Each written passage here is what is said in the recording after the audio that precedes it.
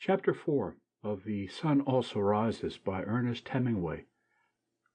The taxi went up the hill, past the lighted square, then on into the dark, still climbing, then leveled out onto a dark street behind Saint-Étienne-des-Monts, went smoothly down the asphalt, past the trees and the standing bus at the Place de la Contrescarpe, then turned on to the cobbles of the Rue Mouffetard. There were lighted bars and laid-open shops on each side of the street. We were sitting apart, and we jolted close together going down the old street. Brett's hat was off. Her head was back. I saw her face in the lights from the open shops. Then it was dark. Then I saw her face clearly as we came out of the Avenue des Gobelins. The street was torn up, and the men were working on the car tracks by the light of acetylene flares. Brett's face was white, and the long line of her neck showed in the bright light of the flares. The street was dark again, and I kissed her. Our lips were tight together, and then she turned away and pressed against the corner of the seat, as far away as she could get. Her head was down. "Don't touch me," she said. "Please don't touch me." "What's the matter?" "I can't stand it."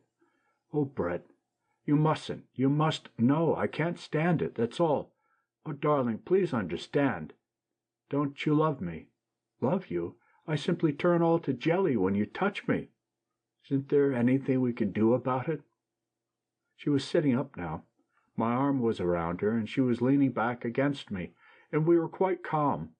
She was looking into my eyes with that way she had of looking that made you wonder whether she really saw out of her own eyes. They would look on and on after every one else's eyes, and the world would have stopped looking. She looked as though there were nothing on earth she would not look at like that, and really she was afraid of so many things. "There's not a damn thing we could do," I said. "I don't know," she said. "I don't want to go through that hell again." "We'd better keep away from each other." "But, darling, I have to see you. It isn't all that, you know." "No, but it always gets to be." "That's my fault. Don't we pay for all the things we do, though?" She had been looking into my eyes all the time. Her eyes had different depths. Sometimes they seemed perfectly flat. Now you could see all the way into them. "When I think of the hell I put chaps through, I'm paying for it now." "Don't talk like a fool," I said. "Besides, what happened to me is supposed to be funny. I never think about it." "Oh, no, I'll lay you don't." "Well, let's shut up about it." "I laughed about it, too, myself, once. She wasn't looking at me. A friend of my brother's came home that way from the Mons. It seemed like a hell of a joke. Chaps never know anything, do they?" "No," I said. "Nobody ever knows anything." I was pretty well through with the subject. As one time or another I'd probably considered it from most of its various angles, including the one that certain injuries or imperfections are a subject of merriment while remaining quite serious for the person possessing them. "It's funny," I said. "It's very funny. And it's a lot of fun, too, to be in love." "Do you think so?" Her eyes looked flat again. "I don't mean fun that way. In a way, it's an enjoyable feeling." "No," she said. "I think it's hell on earth." "It's good to see each other." "No, I don't think it is." "Don't you want to?" "I have to." We were sitting now like two strangers. On the right was the Parc Montsouris, the restaurant where they have the pool of live trout, where you can sit and look out over the park, was closed and dark. The driver leaned his head around. "Where do you want to go?" I asked. Brett turned her head away. "Oh, go to the Select." "Café Select," I told the driver. "Boulevard Montparnasse." We drove straight down, turning around the Lion de Belfort that guards the passing Montrouge trams. Brett looked straight ahead. On the Boulevard Raspail, with the lights of Montparnasse in sight, Brett said, "Would you mind very much if I asked you to do something?" "Don't be silly." "Kiss me just one more time before we get there." When the taxi stopped, I got out and paid. Brett came out, putting on her hat. She gave me her hand as she stepped down. Her hand was shaky. "I say, do I look too much of a mess?" She pulled the man's felt hat down and started in for the bar. Inside against the bar and at tables were most of the crowd who had been at the dance. "Hello, you chaps," Brett said. "I'm going to have a drink." "Oh, Brett, the little Greek portrait painter who called himself a duke and whom everybody called Zizi, pushed up to her. "I got something fine to tell you." "Hello, Zizi," Brett said. "I want you to meet a friend," Zizi said. A fat man came up. "Count Mipi Polopoulos, meet my friend Lady Ashley." "How do you do?" said Brett. "Well, does your ladyship have a good time here in Paris?" asked Count Mipipolopoulos, who wore an elk's tooth on his watch chain. "Rather," said Brett. "Paris is a fine town, all right," said the Count, "but I guess you have pretty big doings yourself over in London." "Oh, yes," said Brett, "enormous." Braddock's called to me from a table. "Barnes," he said, "have a drink. That girl of yours got in a frightful row." "What about?" "Something the patron's daughter said. A corking row. She was rather splendid, you know. Showed her yellow card and demanded the patron's daughter's too. I say it was a row." "What finally happened?" "Oh, someone took her home. Not a bad-looking girl. Wonderful command of the idiom. Do stay and have a drink." "No," I said, "I must shove off. Seen Cohn?" "He went home with Francis," Mrs. Braddock put in. "Poor chap, he looks awfully down," Braddock said. "I dare say he is," said Mrs. Braddock. "I have to shove off," I said. "Good night." I said good night to Brett at the bar. The Count was buying champagne. "Will you take a glass of wine with us, sir?" he asked. "No, thanks awfully. I have to go." "Really going?" Brett said. "Yes," I said. "I've got a rotten headache." "I'll see you tomorrow?" "Come in at the office." "Hardly." "Well, where will I see you?" "Anywhere around 5 o'clock." "Make it the other side of town, then." "Good. I'll be at the Crillon at 5." "Try and be there," I said. "Don't worry," Brett said. "I've never let you down, have I?" "Heard from Mike?" "Letter today." "Good night, sir," said the Count. I went out onto the sidewalk and walked down toward the Boulevard Saint-Michel, past the tables of the Rotonde, still crowded, looked across the street at the Dôme, its tables running out to the edge of the pavement. Someone waved at me from a table. I did not see who it was and went on. I wanted to get home. The Boulevard Montparnasse was deserted. Lavigne's was closed tight, and they were stacking the tables outside the Closerie des Lilas. I passed Ney's statue standing among the new-leaved chestnut trees in the arc light. There was a faded purple wreath leaning against the base. I stopped and read the inscription. From the Bonapartist groups. Some date. I forget. He looked very fine, Marshal Ney, in his top boots, gesturing with his sword among the green new horse-chestnut leaves. My flat was just across the street, a little way down the Boulevard Saint-Michel. There was a light in the concierge room, and I knocked on the door, and she gave me my mail. I wished her good night and went upstairs. There were 2 letters and some papers. I looked at them under the gaslight in the dining room. The letters were from the States. One was a bank statement, showed a balance of $2,432.60. I got out my checkbook and deducted 4 checks drawn since the first of the month, and I discovered I had a balance of $1,832.60. I wrote this on the back of the statement. The other letter was a wedding announcement. Mr. and Mrs. Aloysius Kirby announced the marriage of their daughter Catherine.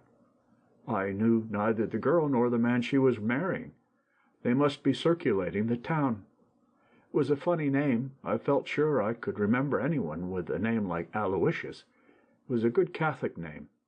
There was a crest on the announcement, like Zizi, the Greek duke. And that Count was funny. Brett had a title, too. Lady Ashley. To hell with Brett. To hell with you, Lady Ashley. I lit the lamp beside the bed, turned off the gas, and opened the wide windows. The bed was far back from the windows, and I sat with the windows open and undressed by the bed. Outside, a night train, running on the streetcar tracks, went by carrying vegetables to the markets. They were noisy at night when you could not sleep. Undressing, I looked at myself in the mirror of the big armoire beside the bed. That was a typically French way to furnish a room. Practical, too, I suppose. Of all the ways to be wounded, I suppose it was funny. I put on my pajamas and got into bed. I had the 2 bullfight papers, and I took the wrappers off. One was orange, the other yellow. They would both have the same news, so whichever I read first would spoil the other. L'Étoile was the better paper, so I started to read it. I read it all the way through, including the petite correspondence and the chronograms. I blew out the lamp. Perhaps I would be able to sleep. My head started to work, the old grievance. Well, it was a rotten way to be wounded and flying on a joke front like the Italian. In the Italian hospital we were going to form a society. It had a funny name in Italian. I wonder what became of the others, the Italians. That was the Ospedale in Milano, Padiglione Ponte. The next building was the Padiglione Zonda. There was a statue of Ponce, or maybe it was Zonda. That was where the liaison colonel came to visit me. That was funny. That was about the first funny thing. I was all bandaged up, but they had told him about it. Then he made that wonderful speech. You, a foreigner, an Englishman, any foreigner was an Englishman, have given more than your life. What a speech! I would like to have it illuminated to hang in the office. He never laughed. He was putting himself in my place, I guessed. Che mala fortuna, che mala fortuna. I never used to realize it, I guess. I try and play it along and just not make trouble for people. Probably I never would have had any trouble if I hadn't run into Brett when they shipped me to England. I suppose she only wanted what she couldn't have. Well, people were that way. To hell with people. The Catholic Church had an awfully good way of handling all that. Good advice, anyway. Not to think about it. Oh, it was swell advice. Try and take it sometime. Try and take it. I lay awake thinking, and my mind jumping around. Then I couldn't keep away from it, and I started to think about Brett, and all the rest of it went away. Was thinking about Brett, and my mind stopped jumping around and started to go in sort of smooth waves. Then all of a sudden I started to cry. Then after a while it was better, and I lay in bed and listened to the heavy trams go by and way down the street, and then I went to sleep. I woke up. There was a row going on outside. I listened, and I thought I recognized a voice. I put on a dressing gown and went to the door. The concierge was talking downstairs. She was very angry. I heard my name and called down the stairs. "Is that you, Monsieur Barnes?" The concierge called. "Yes, it's me. There's a species of woman here who's waked the whole street up. What kind of a dirty business at this time of night? She says she must see you. I've told her you're asleep." Then I heard Brett's voice. Half asleep, I have been sure it was Georgette. I don't know why. She could not have known my address. "Will you send her up, please?" Brett came up the stairs. I saw she was quite drunk. "Silly thing to do," she said. "Make an awful row. I say, you weren't asleep, were you?" "What did you think I was doing?" "Don't know. What time is it?" I looked at the clock. It was 4:30. "Had no idea what hour it was," Brett said. "I say, can a chap sit down?" "Don't be cross, darling. Just left the Count. He brought me here." "What's he like?" I was getting brandy and soda and glasses. "Just a little," said Brett. "Don't try and make me drunk." "The Count?" "Oh, rather. He's quite one of us." "Is he a count?" "Here's how. I rather think so, you know. Deserves to be, anyhow. Knows hell's own amount about people. Don't know where he got it all. Owns a chain of sweet shops in the States." She sipped at her glass. "Think he called it a chain, something like that, linked them all up, told me a little about it. Damned interesting. He's one of us, though. Oh, quite. No doubt. One can always tell." She took another drink. "How do I buck on about all this? You don't mind, do you? He's putting up for Zizi, you know." "Is Zizi really a duke? I should wonder. Greek, you know. Rotten painter. I rather liked the Count. Where did you go with him?" "Oh, everywhere. He just brought me here now. Offered me $10,000 to go to Biarritz with him." How much is that in pounds?" "Round 2,000." "Lot of money. I told him I couldn't do it.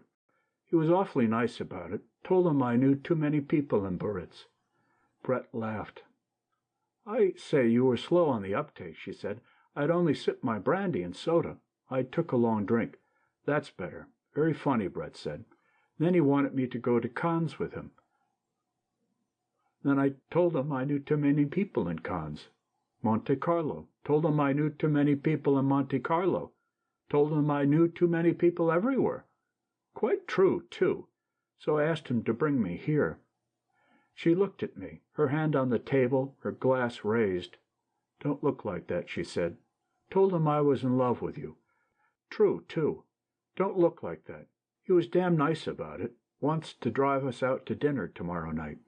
Like to go?" "Why not?" "I'd better go now." "Why?" "Just wanted to see you. Damn silly idea. Want to get dressed and come down? He's got the car just up the street." "The Count?" "Himself, and a chauffeur in livery. Going to drive me around and have breakfast and the boys. Hampers. Got it all at Zelli's. Dozen bottles of Mum's. Tempt you?" "I have to work in the morning," I said. "I'm too far behind, you know, now to catch up and be any fun." "Don't be an ass." "Can't do it." "Right. Send him a tender message." "Anything. Absolutely." "Good night, darling." "Don't be sentimental." "You make me ill." We kissed good night, and Brett shivered. "I'd better go," she said. "Good night, darling." "You don't have to go." "Yes." We kissed again on the stairs, and as I called for the cordon, the concierge muttered something behind her door. I went back upstairs, and from the open window watched Brett walking up the street to the big limousine drawn up to the curb under the arc light. She got in, and it started off. I turned around. On the table was an empty glass and a glass half full of brandy and soda. I took them both out to the kitchen and poured the half glass full down the sink. I turned off the gas in the dining room, kicked off my slippers sitting on the bed. Got into bed. This was Brett that I had felt like crying about. Then I thought of her walking up the street and stepping into the car as I had last seen her, and, of course, in a little while, I felt like hell again. It is awfully easy to be hard-boiled about everything in the daytime, but at night it is another thing. End of chapter 4.